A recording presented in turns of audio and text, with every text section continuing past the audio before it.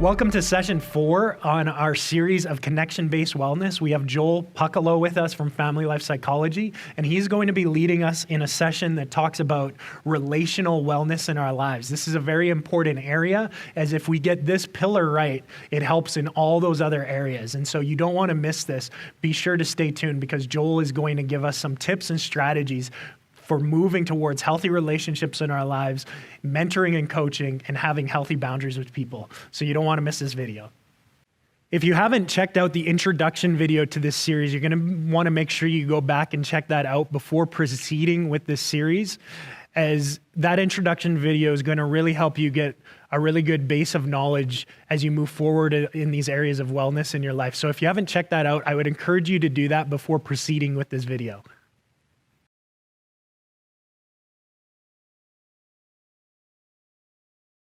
Welcome back to Connection-Based Wellness. Today we're talking about one of my absolute favorite topics in relational wellness. This is an area that I've personally grown the last 10 years and it has absolutely changed my life. As I've shared before, the first kind of 3 decades of my life, I was kind of doing life solo. Even though I had great friends and family, I really wasn't reaching out and leaning in on my supporting cast. Over the last years, I've really learned the power of having that supporting cast. And one visual picture that comes to mind is growing up on a farm, we had trees on our tree line. So after every storm, the wind would blow and some of the weaker trees would actually fall down and crash to the ground. We'd have to pull out the chainsaw, cut up all the trees and throw them back in the forest or bring them back home for firewood. And a question I often ask myself is, why would some trees stay standing while other trees would fall? And I believe the answer is in their root system. If a tree is rooted and grounded, if they have a strong root system, they're going to stay standing. And the same is true for us as individuals. If we're rooted and grounded, if we have a strong supporting cast, that is actually what helps us navigate and stay strong in the storms of life. You see, I used to think that being strong on my own helped me to be successful, but really it actually made me very weak as a person.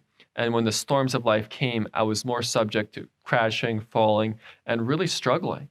But as I've learned over the most recent years, that actually strength is found in embracing weakness. As I actually embrace my own weaknesses and reach out to my supporting cast, as I lean in and lean on my supporting cast, I actually become a lot stronger than I could as an individual on my own. And that's why I'm just so passionate about relational wellness. And I think this is probably the #1 game changer that you could do today that just dramatically changes your life.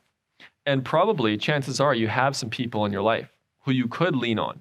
But for most of us, we're not actually leaning in as much as we could or should. So leaning in our supporting cast is key because probably most of us actually have people in our lives that we could lean on. The question is, how much am I leaning in? How real am I willing to be? How much am I willing to embrace my weakness so I can actually be made strong?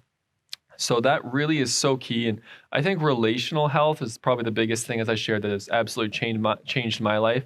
And I really believe in the counseling process and in supporting people over the past decade or so, that transformative agent of relationships is life-changing. Because we can't change ourselves sometimes. Sometimes we can only take ourselves so far and we all need help. So just recognizing that and being able to connect with healthy mutual friendships is so key. So we'll be covering that today.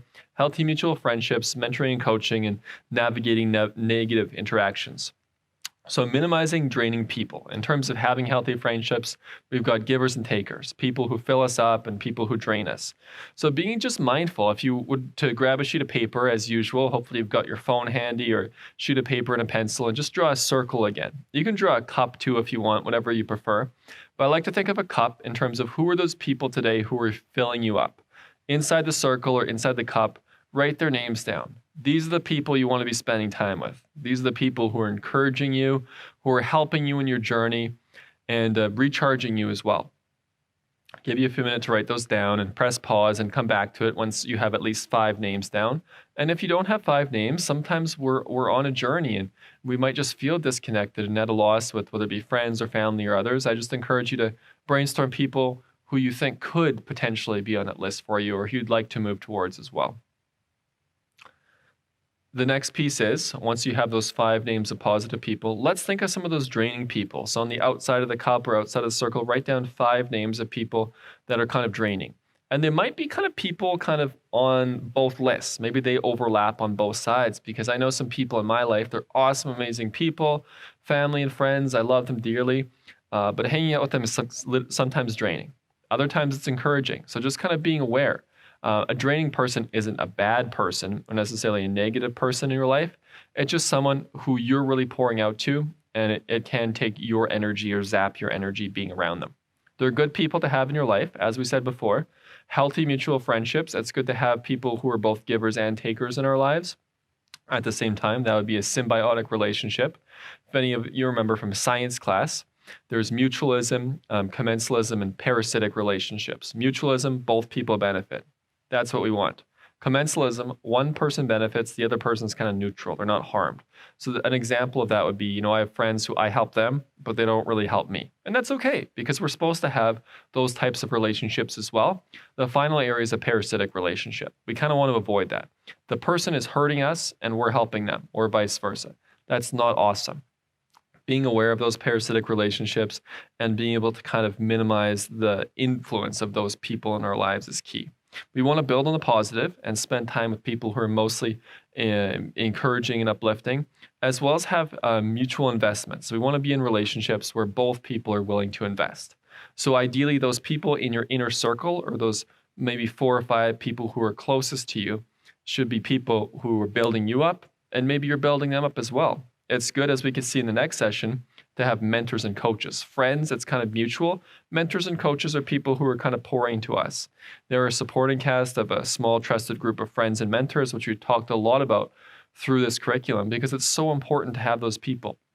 They can be friends, they could be mentors, they could be people who are older and wiser than us. But I'm convinced the longer I live, there's 2 types of people, and the difference between 2 types of people. People who do it solo and struggle, and people who live life supported on a team, and they go through hard things. The storms of life come, but they're able to stay strong and be successful because of their supporting cast. So we solo, we struggle.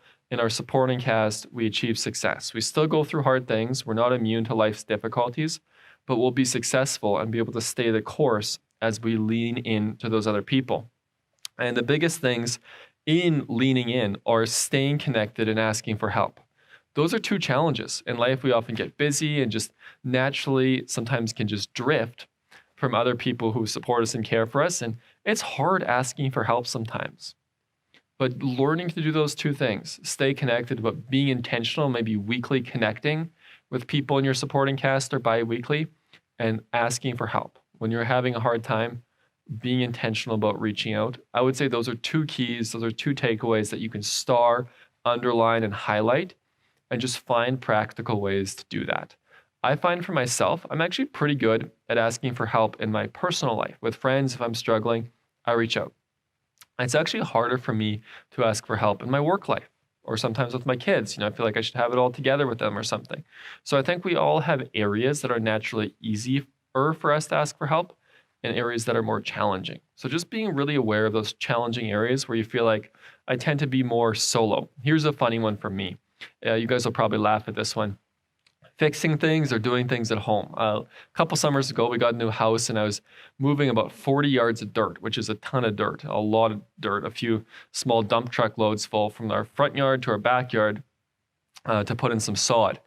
And man, was that exhausting. And I did ask for help. I asked for friends to come help me, but the tractor, a little garden tractor, and it actually broke down. So I was trying to fix it and put the belt back in place and things like that. And I'm not stupid. I'm not going to try to pretend I know what I'm doing. I searched up YouTube and got a lot of ideas and videos on how to do it. But my wife wanted me to take it to a mechanic or ask for help from other people. I'm like, no, I got this. And I probably stubbornly did it for a few hours until it finally worked. So there's sometimes, whether it be for some people asking for directions or fixing things, they can be pretty stubborn like me and they'll ask for help. So it's kind of a funny area, but it's an area nonetheless where I can learn to be a bit more flexible and lean into my supporting cast and ask for help. Asking for help is key. I think in life we can either ask for help and life will get easier, or stubbornly kind of struggle through on our own. And the truth is, we're a blend of both. There's areas where we ask for help, and there's areas where we struggle through on our own. So really keying in and being mindful of those areas where you might be a little more stubborn and not ask for help, and asking yourself how you can lean in is very key. The final area is navigating negative interactions. So having assertive communication, setting boundaries, and resolving past issues. So assertive communication and boundaries are really important. For me, I'm a pretty passive person. I don't like conflict. I run away from it. I minimize it. So I actually end up being more of a peacekeeper instead of a peacemaker. Let me explain the difference between the two. A peacekeeper just appeases people. I'm willing to basically do whatever that will keep people happy. So if they're saying, I need you to do this, that, and that, I'll be like, okay, yeah, I'll do it. Just relax, be okay, don't get upset. And sometimes just I naturally gravitate to that role with family, with friends, and also in work situations. But I'm learning being a peacekeeper is not healthy because it's not having boundaries. It's just letting people walk all over me and letting them dictate how my life should be. Being a peacemaker is a little different. You recognize that you have boundaries. That, hey, you know what? This person is being unrealistic and they want you to do this 1, 2, 3 things. And you might say, hey, you know what? The first thing is realistic. I can appreciate that maybe you feel that I said some negative comments. I can apologize for that. But maybe there are 2 other requests of things that they would want you to do might not be as appropriate. And I can think of many times in my life, or let's just say with my wife, with our spouses or people who lives at our house, this is typically where it comes up the most, So if my wife's getting upset about something that I didn't do, I would just say, oh, I'm sorry, and kind of apologize. Where probably what peacemaking would be, it was figuring out how I could correct the action, how I could do it differently next time, and probably communicating my thoughts and feelings, and maybe if I didn't agree with something or didn't think something was fair earlier on. So communication is always key in relationships, and being able to communicate, there's either passive communication, aggressive, or assertive. We want to be in the middle. We want to be balanced. We don't want to be aggressive, bossing people around, telling them what to do, nor do we want to be passive and just taking directives for others. So 2 really important keys as we think about navigating difficult relationships: underlying wants and needs, and what is understandable. So if you're in a disagreement with someone, starting with the understandable part. For example, with my wife, her name's Andrea. Hey, Andrea, it's very understandable that you're a little frustrated that I didn't do all the dishes. You know what? Probably your underlying want or need is you just need to know that I support you, I care about you, and I'm willing to do my fair share at home. And she'd be like, wow, that was really good. Unfortunately, I'm not usually that good in the moment at my house. I always tell clients I'm good in the office, but when I leave the room, my skills go out the window and I go out the door. It doesn't work as well in the moment. But just being able to recognize the underlying want or need of the person and speak to what might be understandable with their perspective, those 2 keys are the first keys to being a peacemaker. Asking good questions, powerful questions, and really being able to understand and put yourself in that person's shoes, find what's understandable from their perspective, and understand what's going on below the surface. Because the reason we argue, the reason people argue, especially individuals in the same family, like couples, but also other people too, is we both have very important underlying wants or needs. The reason there's a tension or battle is because there's things that are important to both parties that need to get said. Often we fight about surface things like dishes or random things at home, but really below the surface is knowing that you need to be supported and that your other person understands that you're important, you're a priority, and they want to be able to support you in day-to-day life. So that's a really important practical thing about navigating interactions in day-to-day life and setting those boundaries. Also, knowing when people are difficult, addressing the situation, say, hey, you know what? I appreciate you, especially with family and friends and people in our lives. I appreciate you. I want to be in relationship with you. And here's what I need from you so we can be in a healthy relationship, and really working with often whether it be a supportive person, or especially in this area of relationships, counseling is so helpful. Having a secondary perspective of a counselor or a helping professional kind of walk through this with you and understand how to set boundaries. There's a great book by Cloud and Townsend called Boundaries, which will be available in the link just to have a peek at so you can purchase. It's not a book that we, of course, have on file, but just a recommendation. If you wanted to learn more about personal boundaries, there's a whole book on it that's very helpful and has helped a lot of people I've worked with as well. The final piece is resolving the past. So working through negative past experiences and relationships to minimize their impact. We talked about this in detail in the area of past hurts. So in the mental wellness segment of this curriculum, we talked about being able to forgive and pull out those quills. And to live and have healthy relationships, we need to learn how to forgive. We need to be able to forgive. Not to justify people's actions, not to be a peacekeeper so they can stay in our lives, but to pull the quills and have healthy boundaries. In relationship restoration, I talk about these steps. There's forgiveness, repentance, and restoration. We forgive people not because we like the other person or because they're good or nice. We forgive people for ourselves so we can pull out the quills and be free for ourselves. Forgiveness is first and foremost for us, and it does help others as well, but we do it so we can be healed and we can be free. The second step is repentance. If you want to continue a relationship with someone who is hurting you, they have to repent. They actually have to be willing to acknowledge or own their 2% and change, grow, and get healthier. We forgive people for us, but we're actually not going to be reconciled or restored in a relationship until that second person is willing to change. So remembering, some people get hung up on forgiveness and they think, I shouldn't forgive the person until they change. No. Don't do that. Don't keep hurting yourself because the person's not being nice or being dumb. You forgive for yourself so you can be healed, but don't be in relationship. Don't restore or be reconciled in that relationship until that person is willing to change, grow, and be healthy. So those are really the important keys of navigating negative interactions. Set boundaries. If someone is not willing to repent or change, don't remain in the same type of relationship with them. Insist, forgive them first so you can be free, but insist that they must change, grow, and become a healthier person if they would like to be reconciled or be in relationship with you. Relationships are tough. There's a saying, hurt people. I believe it's the title of a book. But the opposite is also true. We actually experience a lot of healing in relationships. And one of the most powerful ways to actually journey in relationship and experience healing is to immerse us in new, of course, safe, caring, supportive relationships. We get hurt in relationship, but we also get healed in relationship. So if you're someone who's been hurt in relationship, my heart goes out to you. It's never easy. It's so hard to trust people. It's so hard to trust again. And finding the right people to trust is important because if you trust the wrong people, you actually get more broke and more hurt. It's a kid's movie, but I often like to refer to it because it has such a powerful point.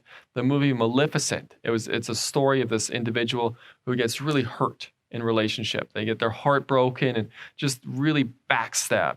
So they decide to build up all these walls and protect themselves from future hurt. And they end up isolating themselves and kind of creating their own, I would say, self-made prison where they're just inside suffering by themselves. And that's often what we do. Instead of creating boundaries, healthy boundaries, we build walls and just prevent people from coming into our lives. And we think it's protecting us, but it's actually hurting us. Walls of self-protection become a prison of our heart that keep the wounds and pain of the quills inside of us and prevent us from healing. So I just even encourage you as we wrap up today's session, evaluate, do I have boundaries or walls in my life? Where are those walls that actually have to come down so I can actually receive healing and work towards maybe restoration and reconciliation in relationships? I recognize there's people in your life who are not healthy that you don't want to be reconciled with. That is smart. Don't be reconciled with unhealthy people. But there might be people who are willing to change or who have changed and can be healthy. And being reconciled doesn't mean you have to be friends or hang out with them, but being reconciled is a really powerful way of healing our hearts and being able to experience greater relational wellness. And then who are those people in your life that you can lean into a bit more? Who are those people in your supporting cast that you can trust a little bit more, who are safe, they've shown they care for you, they've shown they're stable, they're steady in your lives? How can you lean to those people a little bit more so you can experience just a little bit more healing, just a little bit more security, just a little bit more support in relationship? I believe first and foremost, as human beings, we're relational beings who need the support of others. And those who have that support, who are connected and securely attached in relationship, are likely to thrive. But if we don't know how to be attached and connected in secure relationship, it will be nearly impossible to thrive. So this right here in relational wellness is just so important and such an important key. So my hope is as you journey in it, it would be an ongoing journey. This is not a one-time thing or a one-week thing, but it really is a every day, every month, every year thing where we're learning to lean in a little bit more to our supporting cast of the people who support us and help us, and also learning to have healthy boundaries for those who are not willing to be healthy. So even this week, let's just find small ways to lean into our supporting cast, those people in our lives that can support us and help us. How can we lean in, ask for help, and stay connected so we can be filled up, encouraged, and be in a place of wellness? If we can get this pillar of wellness, relational health, it really helps in all the other pillars. It's connection-based wellness. So if we stay connected, your anchors, your support people can help you in all the other pillars too. So this is a very important key. And I know it's a tough one. It's a scary one sometimes to reach out, but be brave, be wise, reach out to those safe, caring people, and it will help in all other areas of wellness too. Thank you for watching this video on relational wellness with Joel Pukalo. We hope you got something out of it. We trust that you were blessed by it. If you like this video, be sure to hit that thumbs up button and be sure to subscribe because we have more videos coming out in the future.